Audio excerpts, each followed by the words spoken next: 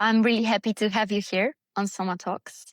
Basically, you are the creator of Drashti methods, and you help people to get inward. You help people to gain clarity on themselves, on their lives. You help them find peace and true happiness based on that reconnection. And I think we share this vision, we share this goal, this mindset, because in Soma Talks, I also try to encourage people to look inward in order to find the true happiness, in order to find out who they really are. Because I feel that we have so many tools within already that we can simply use every day in order to feel a bit better, feel a bit more as who we truly are. And I have the impression that nowadays people seek for external validation, or they lose themselves in relationships that don't even serve them. They want to achieve many things, but at the end of the day, they don't even feel happy. They don't feel fulfilled.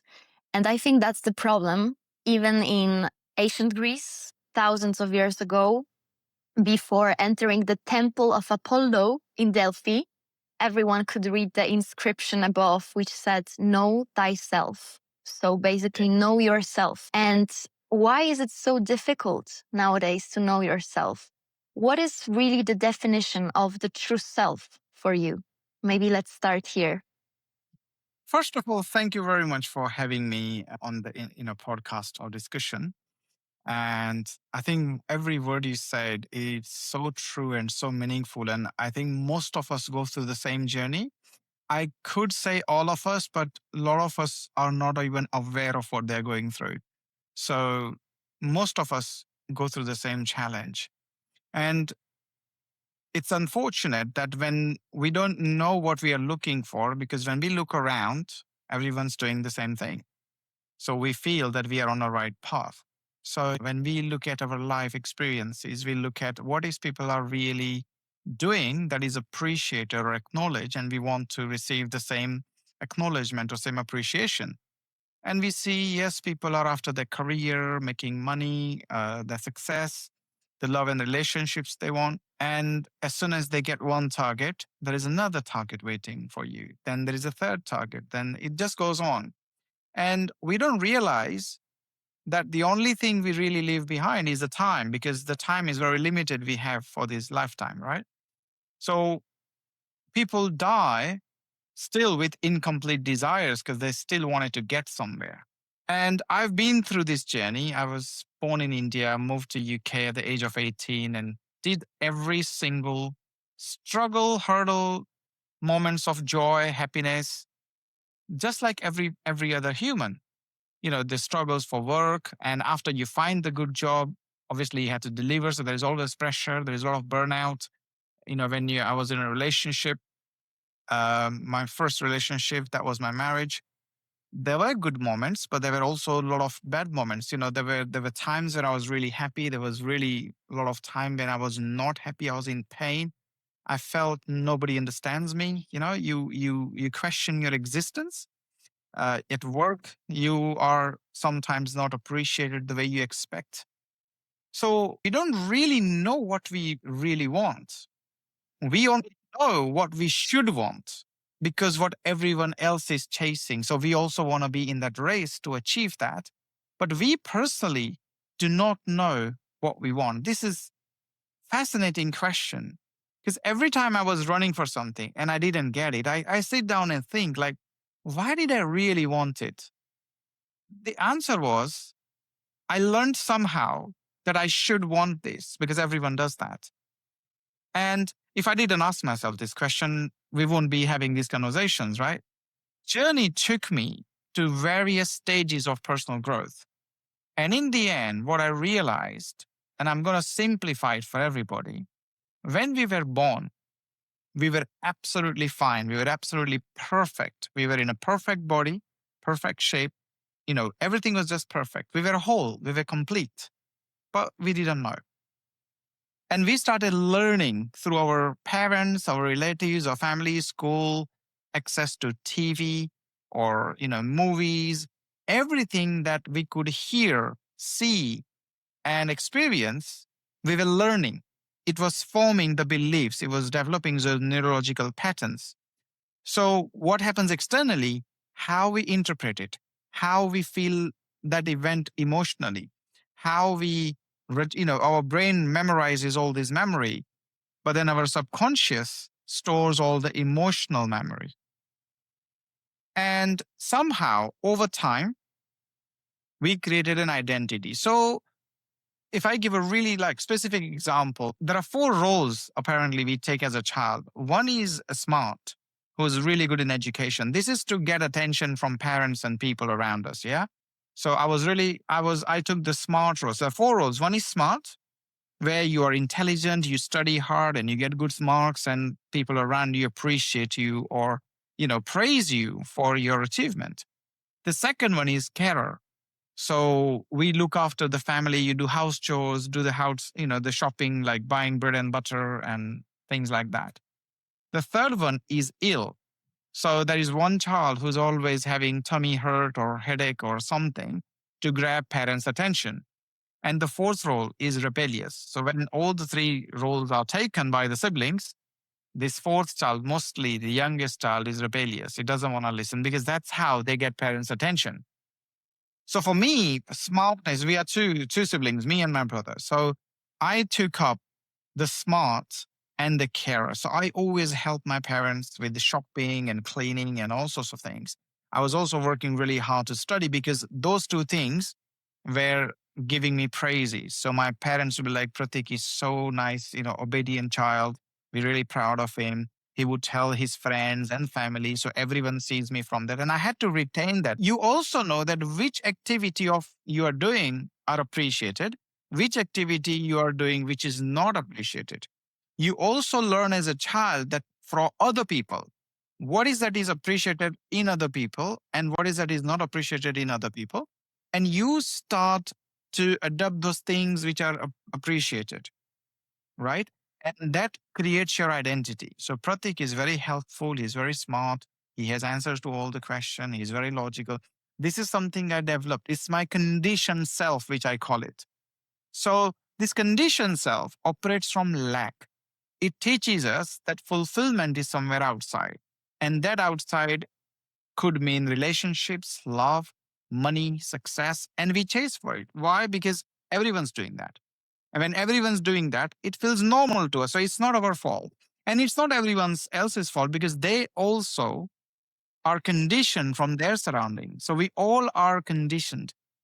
So when we are conditioned and operating from lack, now lack is a state we feel. Wholeness is a state we feel. And there is no material formula that this much amount of wealth or this much love will shift your experience from lack to fulfillment. But we don't know that. So what we do, we have our financial targets, the success targets, and love and relationships, and we do all of it. And after a while, it becomes not fulfilling because we realize that we still want more. And because this is a race, we are always stressed. Most people I see are stressed. They are worried about what's going to happen. They are worried about, not losing where they've reached. So there was one challenge to achieve something. And once we achieve it, we need to be retaining it. And if we can't hold it, we start pretending. So as conditioned self, we have two faces. One is what we show to people, how amazing my life is. However, when nobody's watching, there's nobody looking, that's when we meet our real self, right? Not the real self, but the true state, which has worries, which has challenges, which has burnout, which has stress. And we don't want to communicate that with anybody because we have fear of being judged, like people will judge me. I want people to see my good sides and not the bad side. So these are the things, it's a loop and it just keeps taking us again and again and again. And nobody thinks of going back to where we are or where we actually came from. So when I went through this journey, what I really saw wasn't a philosophy, wasn't a concept, wasn't a therapy. It was the experience. So the work I do to help people, I tell them, do not believe what I say, but experience it for yourself. And that's the key. So when I went into this state, which is I call real me, That state was there when I was born. That state was there when I was really happy. And this part, the real self, was watching me experiencing the happiness. When I was really sad, I was worried, I was stressed, I was in pain. This real self was watching me experiencing the worry. That part wasn't unhappy. It was experiencing the unhappiness. And, from the thought to the vibration to the emotions and the physical actions, these are conditioned experiences. That's like a car. And we are the driver. We use these four tools as our vehicle or an instrument, including this physical body, to experience life. And the real self gives us that wholeness, that completeness. So, because with conditioning self, no matter how much you receive, you're always going to feel lack. There is always something missing. The real self has a very different way of perceiving life. The real self operates from wholeness. Let's take an example of a businessman. So, from the conditioned self, the businessman is giving something, either goods or services, to receive money to feel fulfilled. So they want more money, they want more branches, and they want more growth and expansion. When we operate from wholeness, yes, we are still giving the goods and services. We are still earning money, but not to fulfill because I'm already fulfilled. But that money comes in to create more experiences. And that's the huge difference between operating from conditioned self and real self. Basic example is love and relationships. We are in the stage where we are dating. And we learn somehow growing up that our partner completes us. So we tell ourselves we are not complete by ourselves. So we meet someone and we feel that this person is going to make me feel complete. So when you are committed and you spend some time together, you then start to feel what is missing in that person in terms of the qualities that cannot fulfill you anymore. And that's not because there was anything to do with that person, but it was our lack. Now, if you found the person and if you then have fears or insecurity of losing that person, you become possessive, you become controlling. And it's not because you don't trust that person, but they are on your own insecurities, our own insecurities, which makes us do that to protect. The lack is a state, not one person, no matter how many relationships we explore. But if our inner state is lack, the pattern will keep repeating itself. And there's something I need to change from within. It's like we wear red color sunglasses and we see the world is red and you want to see it black, and you keep changing, you start going out in the nighttime and then the day comes and it's again everything is red. It wasn't about the world being red, it's about our glasses. So the conditioning is those goggles, which I call it. So once we take them off, we can see the world, see the life clearly. I think, as you mentioned, this is one of the biggest misconceptions that we have about fulfillment. In this case, let's talk about relationships. We sometimes think that we need someone, but once we think we need someone, it's not going to end up well. I think when we love someone, we just want to be with someone and we choose to be with someone. It's not that they complete us. It's not that we need them. It's not that we lack something. It's like two whole parts decide to be with each other. It's not two halves creating one full part, right? I think it's very difficult to see that, first of all, but what is even more difficult is to break those loops. What is your experience on that? How to break those loops of conditioning, those emotional loops that we are, struggling with all the time? In my case, it was unbearable pain. It was unbearable pain, which literally broke me emotionally. And I don't say that everyone needs to go to that stage because I had no one to teach me. So I had to go through that, process. Our conditioning creates our reality. Our state of nervous system is a projector, and that projector projects the world outside, which we then see through our five senses. So if your nervous system has a lack, I'll give you a really good example. If we ask someone and say, go to the busiest street nearby and look for red cars. In 10 minutes, write down every red car you see, just count them. So in 10 minutes, a person would come back and say, I saw 9 cars or 15 cars. And then if you ask them, how many black cars did you see? Or how many silver cars did you see? And they will say none, because we gave them specific instructions to see red cars. Now, our nervous system state is projecting what we are observing. So nervous system gives us the command to look for red car. So we perceive reality with just red cars. What that means is when we operate from lack, what we experience in external world is lack. And that's why you must have heard this, or the listeners must have heard this many times, is that you do 99 good things about for someone, people forget, but that one thing you didn't do, they always remember. Why? Because our focus is lack. That lack is our red car. And this is where we go on our personal growth journey, they teach us to do some gratitude practices, right? Which means be grateful for what you have. So you're shifting your awareness, that projection, from the lack to the fulfillment. I personally tried this practice of gratefulness and I think it's awesome. It works very well. I read once that once you appreciate something and you hold this gratefulness within, you cannot really hold any other emotion, any other state. So Yes, while you are grateful, you cannot be anxious or angry at the same time. And absolutely. that's why I think it's great to learn how to be in the state of gratefulness.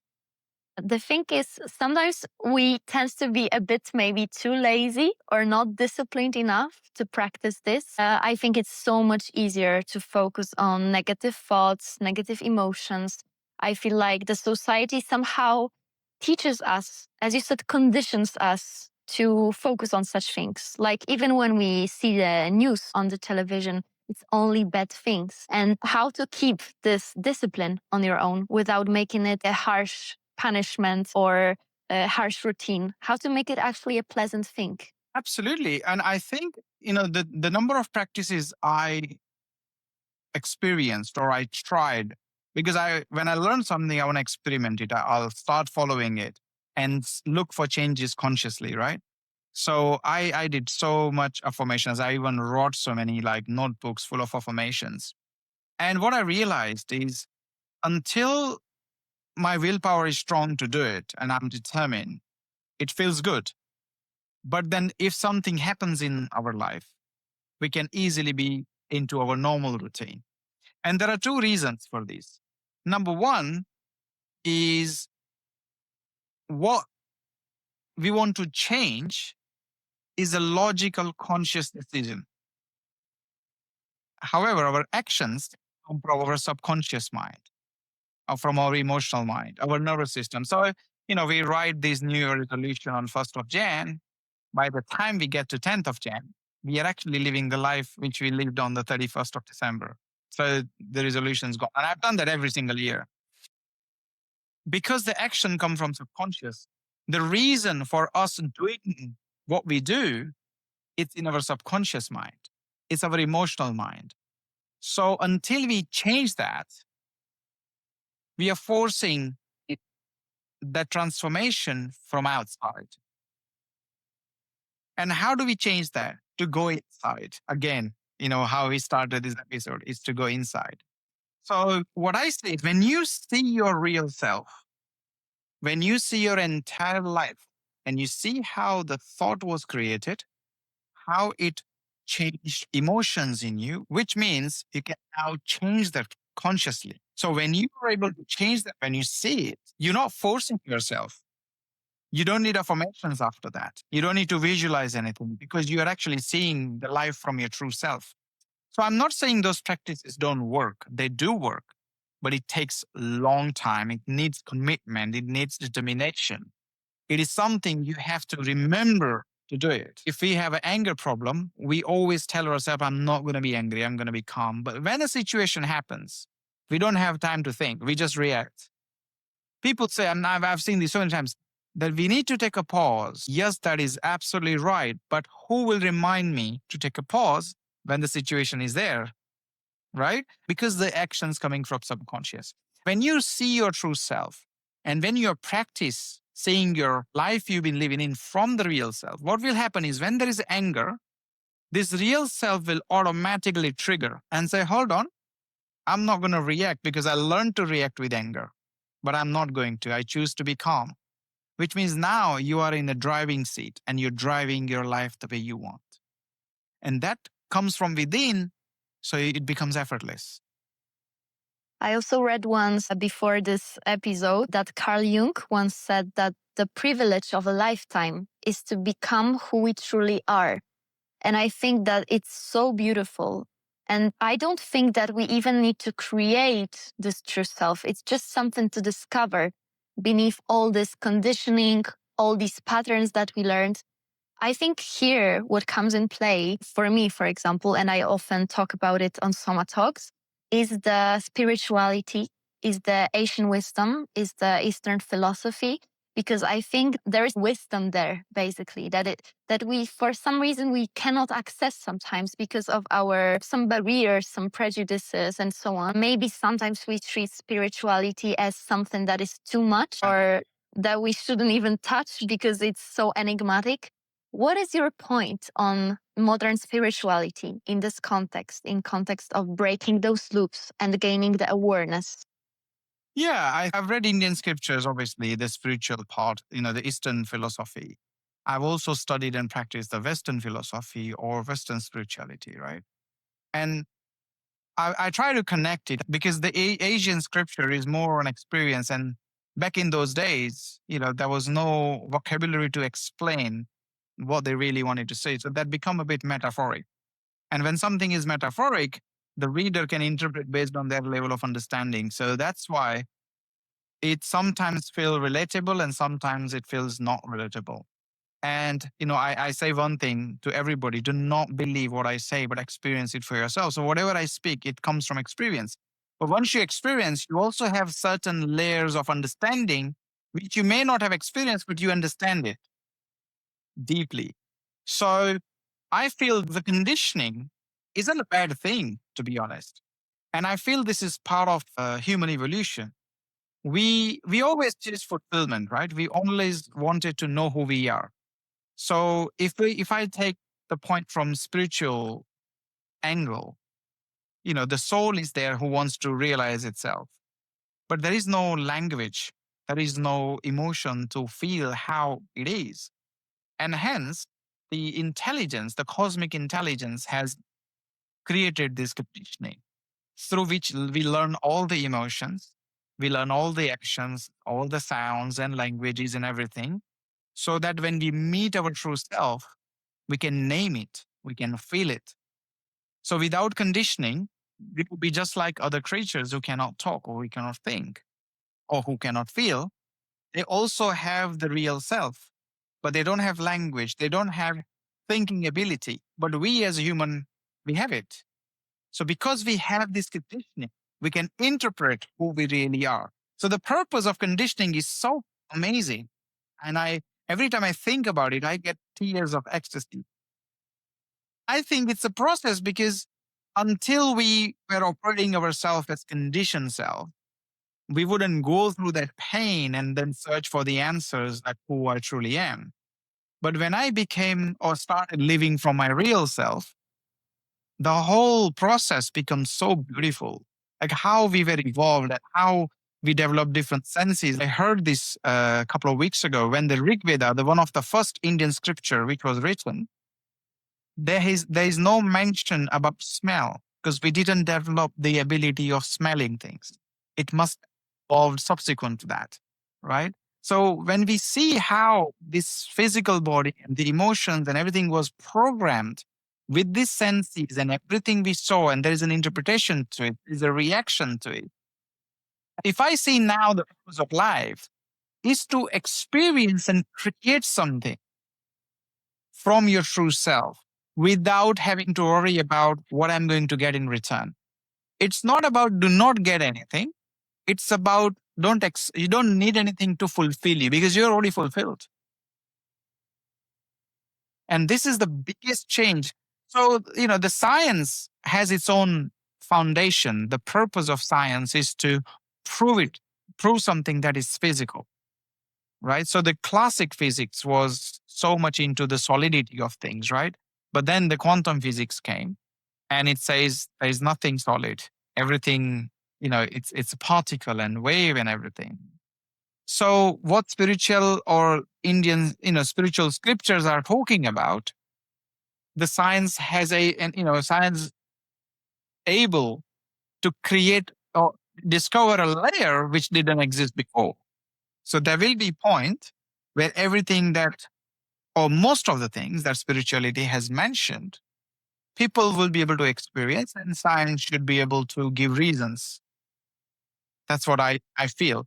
It's not something I've experienced myself, but that's my understanding. I think these two are very complementary. Let's say any kind of philosophy that has something to do with spirituality and inner growth and science. I think this is what I also try to communicate through Soma Talks, that psychology and spirituality come together. Yeah. Body and mind come together. Sometimes we perceive them as dualities, but in fact, they cannot exist without each other.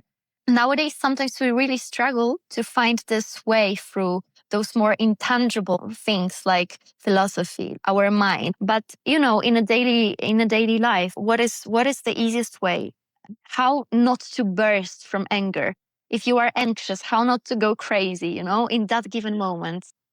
Yeah, I think before I answer or give you the actual practices you can do, I would like to share a little example. So when I was growing up, and when people talk about spirituality, um, they say you got to meditate for 20 years, 30 years, 40 years, and you may not be enlightened until the next lifetime. And there is a whole concept or beliefs about reincarnation. Um, I'm not asking anyone to believe in things, right? Because I said experience it for yourself. So if I were to forget you, for example, so I'm fighting to get rid of you, right? But in order for me to fight with you, you gotta be in front of me. Otherwise, I can't fight with you. So if you walk away, I'm just gonna go quiet. But if I am told that you need to have a fight with Agata, I need you in with them, they have to be there. Because if they go away, the fight is over and we are told to fight. And this is the misconception. I think the easiest way to get into the state, so when you align yourself with your true self, there will be no thoughts. Automatic, it will be zero. And it will take no more than 5 minutes, 10 minutes. And once you identify your true self and you identify that state from experience, it will take you 10 seconds to be thoughtless. And this is my experience. So, where is this state? Okay. So, I'm going to give 2 or 3 different activities. Which one does it? And then they will find what is the common state they were experiencing. And that common, which was in all 3, is their real self.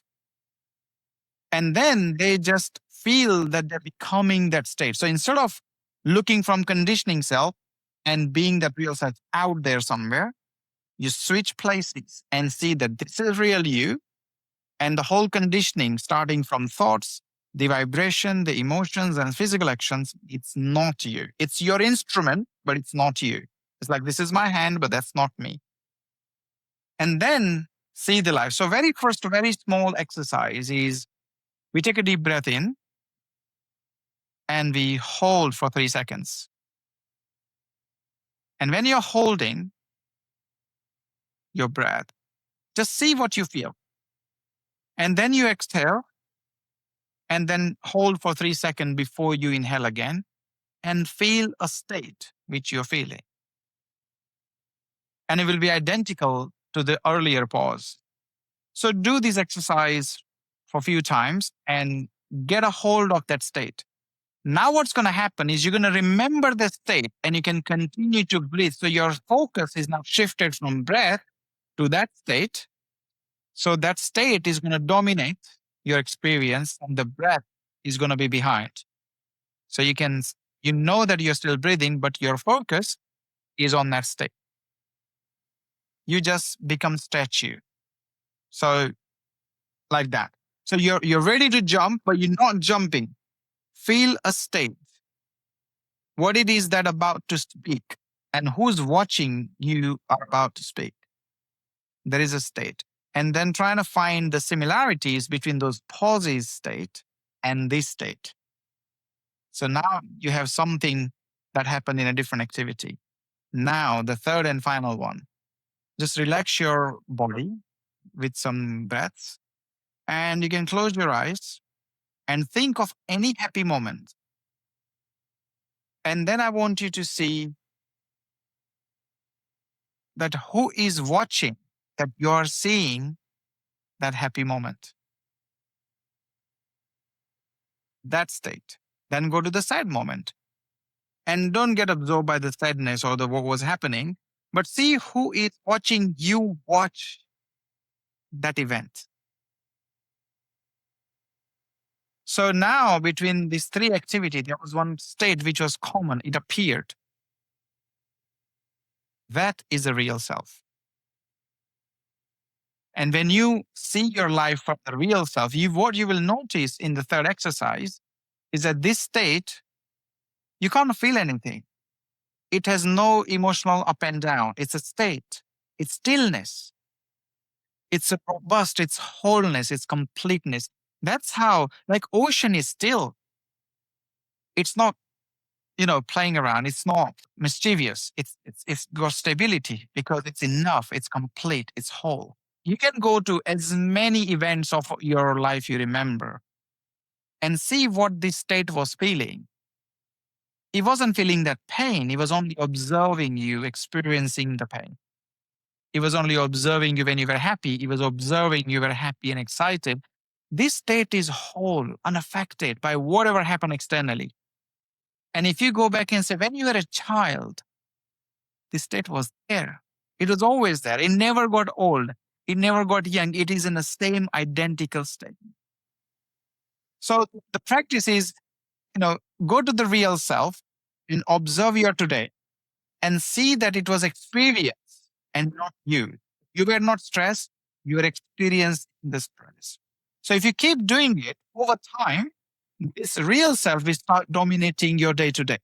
It's often said that we are actually the observer. We are not the one who participates in all the actions. Exactly. But I also like to think that we are actually the consciousness of this observer, because this is what collects all those experiences. If we visualize this consciousness, for me, it's really useful to work with the inner child. You mentioned that actually we are this child throughout our whole life. And I think this is this part of us that keeps all those memories, experiences, processes them, and transforms them so that we somehow become conditioned. I think what can also help is probably, journaling, spending some time with your body, like literally going on the mat, breathing, spending 5 minutes on meditation. Even if it's uncomfortable, I think with time, we start to treat it as a kind of relaxation. We start to treat it as something essential, especially like in this Western achievement oriented culture. I think that we feel like we need some reconnection, but 5 minutes of meditation is sometimes not enough. At the bottom of our mind, we have the thought that, okay, I need to relax. I have to relax. This is again maybe starting from the point of lack, that I'm not relaxed. I have to be relaxed. And then when we push that, it doesn't work this way. I think it's better to start from the point of abundance, of fulfillment, as we said. Absolutely. The moment we start forcing, we're creating tension in our body. And if someone listening to us today would start to wonder, like, how to start this journey, how to at least get, a bit of this reconnection. We mentioned, of course, some tools, but I also want to ask you about the mindset with which we could start such a journey. So if you feel something, ask yourself question, how did I learn to feel this way? Or what exactly makes me feel this way? And that question will start a journey inward. Do you think that this journey ends at some point, or is it a lifetime thing that we can do it, forever, basically? What I understand is that the moment we start living from the true self, our journey inward actually begins.